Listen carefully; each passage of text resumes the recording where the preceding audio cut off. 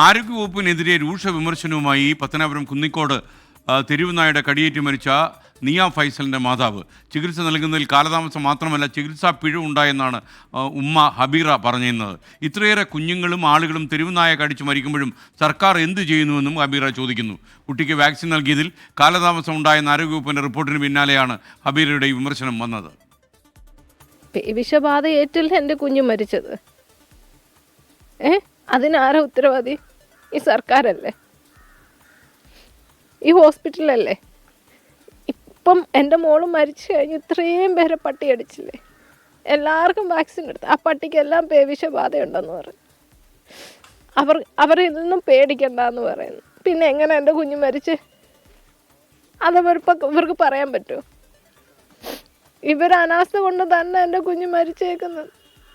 എൻ്റെ കുഞ്ഞിൻ്റെ ശരീരത്തിൽ മരുന്ന് ചെന്നിരുന്നെങ്കിൽ എൻ്റെ കുഞ്ഞ് ഇന്ന് ഇവരെ കൂടെ ജീവിച്ചിരുന്നേനായിരുന്നു.